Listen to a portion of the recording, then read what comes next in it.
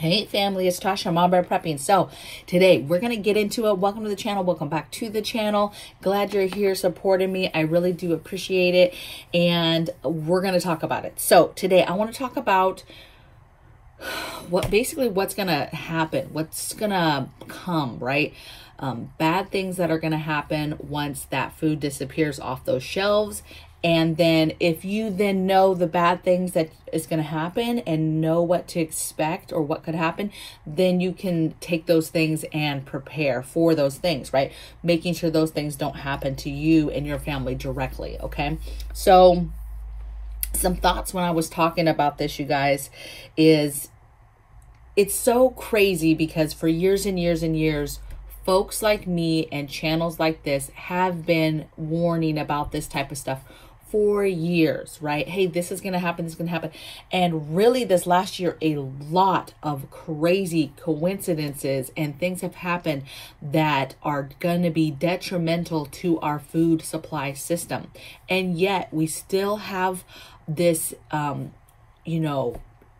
in the air thought process of like, it's fine. Yeah, so what? There's some inflation. Of course, there's some shortages. People are seeing some things here and there, but there's still a large part of our society who does not believe anything is coming, that anything bad is coming. And I'm telling you, I'm going to be one of those people on the top of the mountain screaming down, hey, there's something's coming. Hurry up, get up here. It's gonna be bad, and there's gonna be a lot of bad things that happen because of it. Okay, and it's been a slow burn, and because it's a slow burn, that's why you have a lot of people that don't listen or don't want to take heed. Okay, but once that fire takes off, okay, and everybody's encircled and engulfed in it, and everybody that's watching that makes it is just like, oh my goodness, I can't believe this is happening. It's going to be hard, okay? It's going to be hard to come back from that, okay? If you have not prepared. All right, so let's talk about it. Skyrocketing crime, right? Crime is already going through the roof. It's definitely going through the roof lately with you really got to watch your six. There's a lot of things. It used to be that crime maybe wouldn't touch you or come your way, or if you did certain things to prepare, or if you made the right moves as far as living somewhere safer maybe, then you wouldn't have to worry about crime.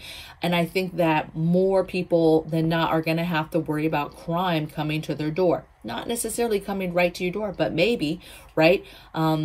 And definitely people looking at other people, looking at people that they think have stuff. If anybody thinks you have stuff or have something, or you're showing them that you either can get stuff, you can get food, you have food, you're able to still get food, whatever it is that you show them, and now they think you have something, that's a target, right? That makes you a target. And because that's the type of crimes that is going to ensue. It's going to be crimes that have to do with food, because you have people who are trying to feed their families, people who have never stolen a day in their life or done anything, hopping fences and stealing stuff from people's gardens so that they can feed their families, or just simply begging you for food. Hey, I see you have a garden. Can I get a couple of tomatoes or whatever, right? It's going to be, the crime though is going to be high, and it's already getting high, but it's going to be to a level where it's going to be a lot of chaos, and people are not going to know how to react, because even though we're desensitized and all this crime happens around us, but a lot of people still don't pay attention to that stuff and really don't care about it, because it doesn't affect them directly. So therefore they don't care about the news. They don't care about all these deaths. They don't care about Chicago, clearly. And it's just going to keep happening. It's going to keep getting worse. Another thing that's going to happen that I don't think a lot of people talk about, and that's feral dogs and cats. If you have a situation where we are fighting and battling no food and supplies in general, that's food for animals, right? That's food that you buy for cats and dogs. And a lot of people, not only will they not be able to feed their own family because they didn't prepare, but they're not going to be able to feed their own animals, okay? And then they're going to have to make decisions, and those animals are going to either they're going to let those animals go because they can't feed them no more, or those animals are going to leave because there's no food, and they will have a survival instinct that will kick in and be like, where's the food at, okay? And I say dogs and cats, you guys, people be like, feral cats, what can feral cats do? Well, they can be pains in the butts is what they can be, right? They can be all on your property, hunting the birds, hunting the squirrels, hunting bunny rabbits. So one, that's resources, okay? And two, they're just annoying, right? If you have animals, if you have any kind of food out or anything, they are going to be right there trying to get in and get it. So they're great. Their sense for dogs and cats is very, very strong. And so they're going to go where they think there's food, okay? What they can smell, what they can get their hands on. And so, and what's bad is, yeah, you don't necessarily have to worry about a feral cat attacking you, right? But a dog, those dogs will start to run in packs and can be dangerous and will be dangerous. A pack of dogs that are starving and are just looking for food will get anything that they can get their hands on, okay? Small children, that type of thing. So you have to be careful. And when this gets bad, I'm talking about be careful even just outside, in your yard, in your front yard, in your backyard, with these animals when things go left. And you have all these, not only people starving, but animals that are starving, trying to survive. So that crime level, that's almost for animals as well, okay? You have animals that are going to be feral and dangerous, okay? Next thing I have, I just said it, starvation. So very simple, people that don't have any food in their home, and then this will hit, the shelves will be emptied, anything that's there. And those people will be starting from zero, basically, or starting from nothing. It won't be like, oh, they have 2 weeks, let's say, worth of food, or they have a month's worth of food, or they even have a few days worth of food, right?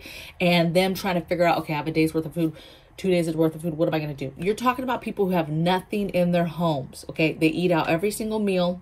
They eat at restaurants. They get food delivered.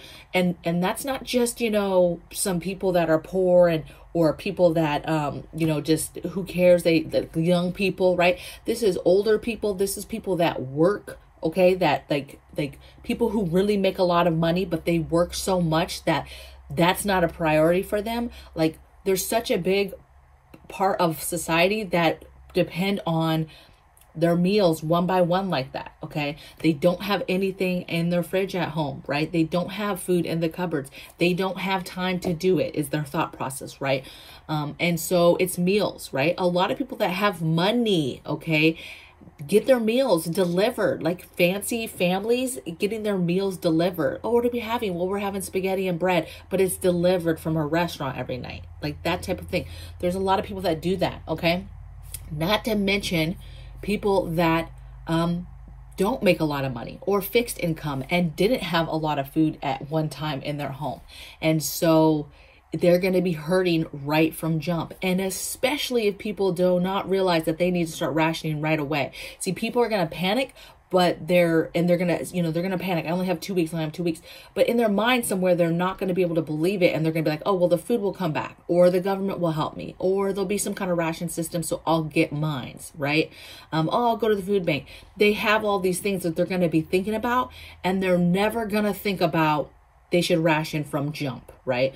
They should employ a ration plan right away. They're not going to be thinking about that. And that's crazy, right? So you have this big group of people that are going to simply start starving right away, you guys, right away. This is going to be scary, okay? And it's going to be heartbreaking for you if you are one that has prepared for your family. You're going to help who you want to help. I would caution you to be very, very careful with that and how you execute that. But it's going to be heartbreaking, and it's going to be hard watching people starve around you. Even if it's simply just you're at your house and you're watching whatever they're showing you on the news. Okay. It's going to be heart-wrenching and hard and difficult to watch. Next thing that's going to happen is disease and illness. And you might be like, well, what does that have to do with food? If food is gone, what does that have to do with disease and illness? Well, one, we have this crazy stuff that people keep trying to bring into our lives, diseases and viruses, and seeing, just playing with us, okay? And seeing like, what can we make it through, okay? And what can they put on us, okay? Second of all, if you can't afford food, you don't have food, you're possibly not going to have money, disease comes when you can't take care of yourself in general. So illness comes if you can't, you're malnutritioned, you're dirty. Let's say you can't get clean, you're not taking care of yourself. Disease comes, okay? And illnesses come, right? Just basic sanitation, hygiene, not eating, malnutrition, all of that circle of life stuff that you need is gonna be bad, okay, for some folks, because they didn't prepare and they're not gonna be able to do it. Some of this stuff is gonna foster other stuff. So like the next thing I have is homelessness. You know, if you all of a sudden there's no food, maybe you lose your job, you lose your home. There is a domino effect that happens when that food is gone, right? And so you have folks that, you know, maybe they worked in the food industry, maybe they're affected somehow by that. You have so much stuff that happens or is going to happen just from food disappearing off the shelves and not being replaced, okay?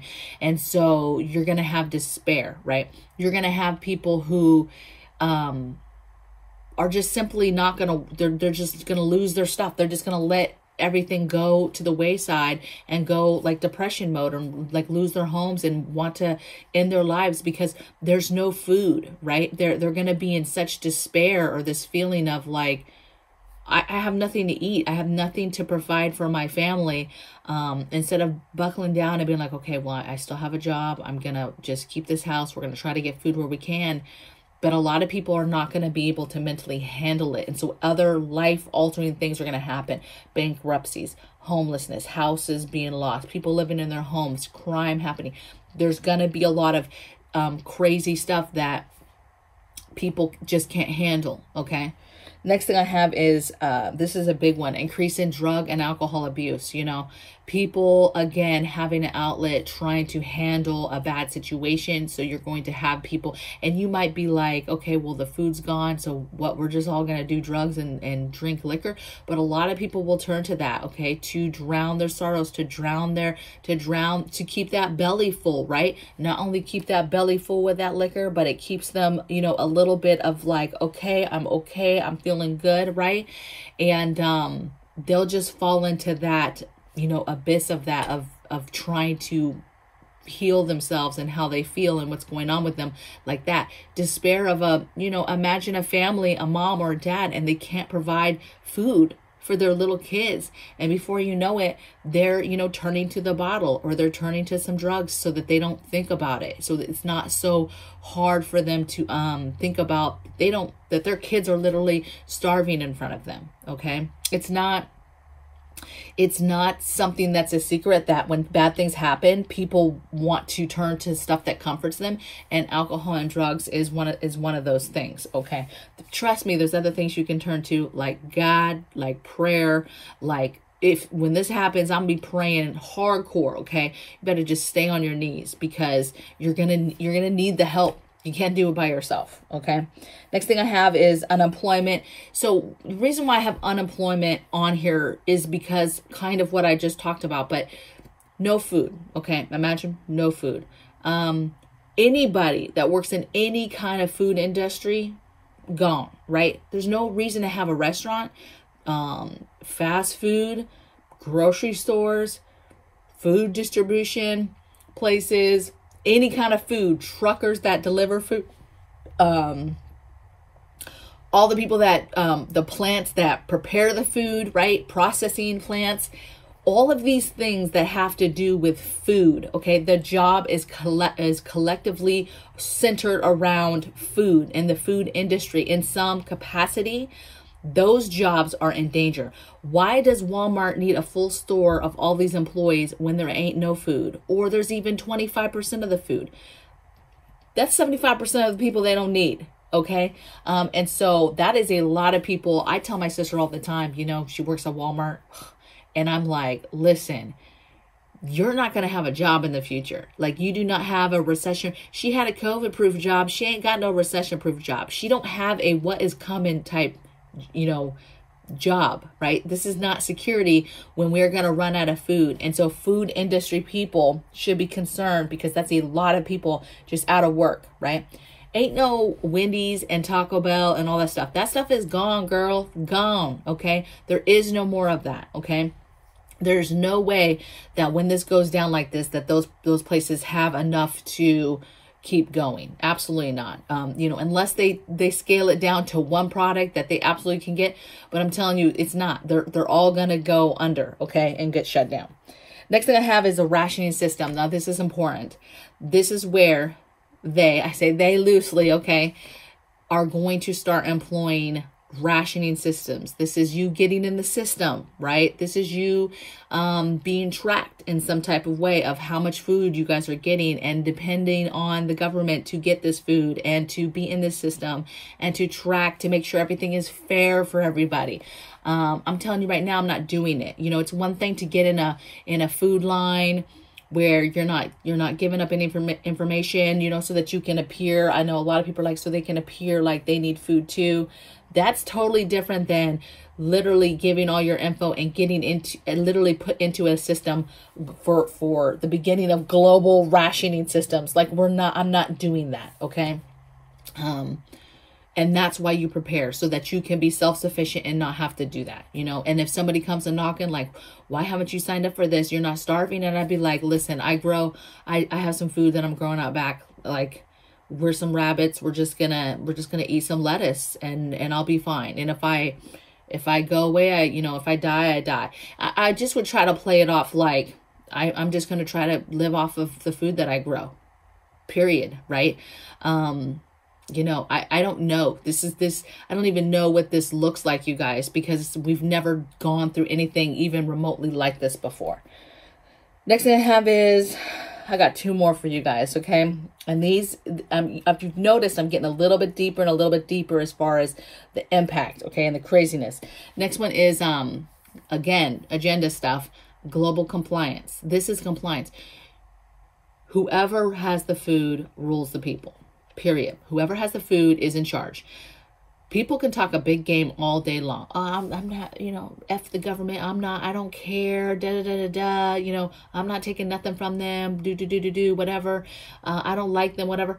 Baby, those families that don't have food that man that was talking like that, or woman that was talking like that, and doesn't have any food to put in his little kid's mouth, his little princess's mouth.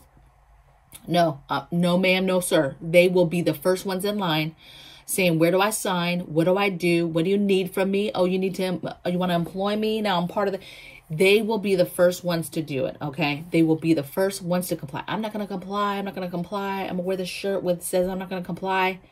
First of all, ain't nobody know if you're going to comply until you just don't, right?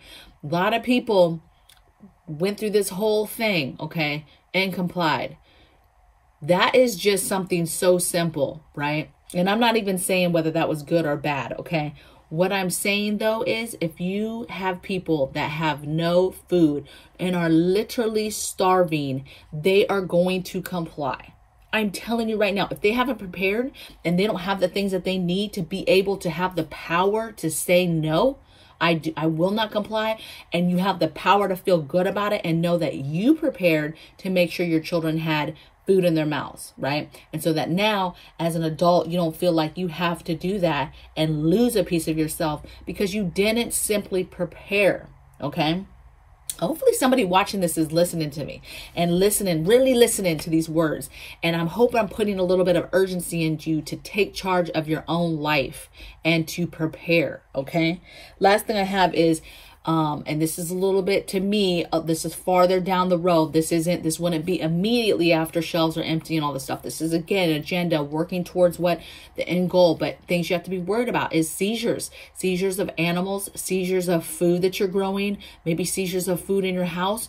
I don't know. Okay. And I'm not even saying it's going to happen, but I'm going to say that when you have a world where they're trying to have people in compliance and doing what they want, and you start to take things away from people in any way that you can. Oh, well, guess what? We're going to pass a law. You can't have backyard chickens. We're going to take all your chickens. Oh, you can't have rabbits no more in the backyard. You can't do this. You can't do that. Oh, you got quails in the house. Oh, you got food. We have to come through because if it looks like you're hoarding, we're here to take 50% of it. If it looks like you have too much food. seizing farm stuff, garden stuff, or saying, hey, you're going to garden, go ahead, continue to garden, but we're going to take 25% every time you're getting yields. Okay.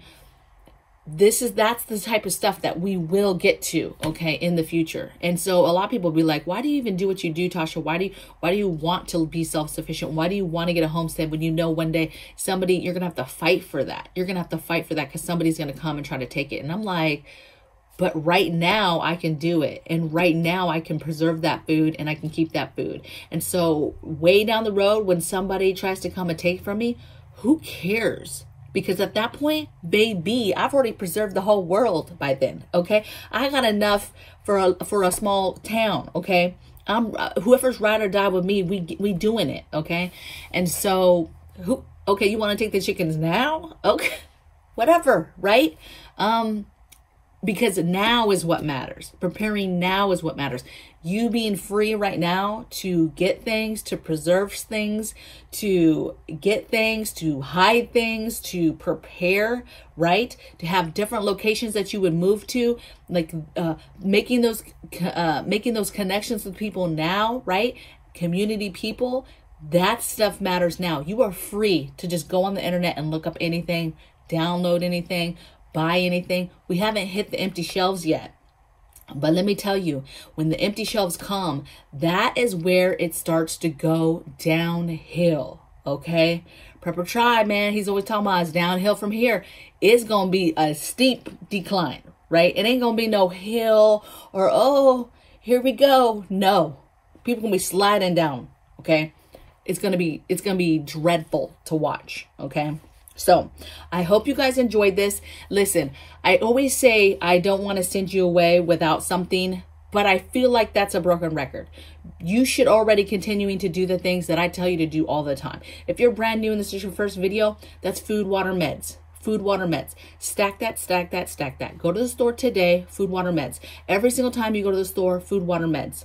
Every single time. Shop bulk, shop staples, use your coupons, shop sales, go to thrift stores, go to garage sales, right? And get your grid down things, okay? Learn some skills, okay?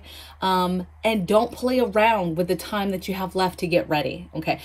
Listen, I'll look crazy every single day. I know there's people that like know me that are just like, look at Tasha. She is still just in this, just with her craziness.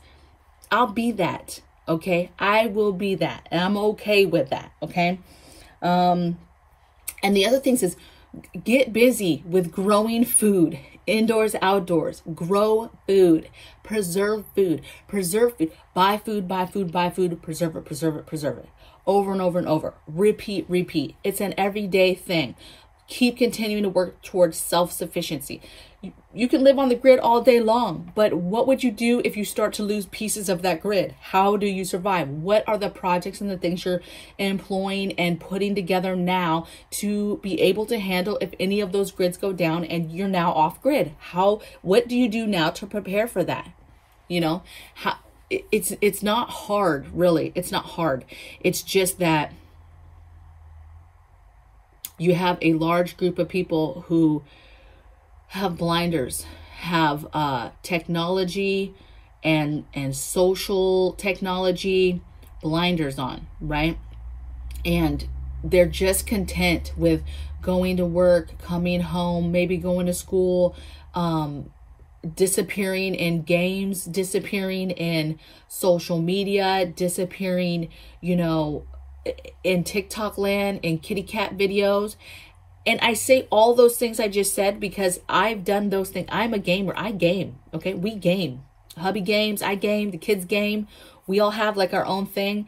And so, we do those things. I'm a normal human being, right? We game. We do these things. We get caught in TikTok videos of kittens. Okay.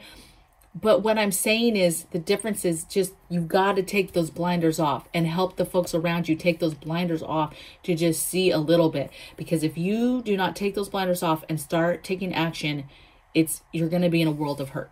Okay. And so hopefully if anything you take today, a word, a feeling, anything is just urgency. Urgency. Get on it.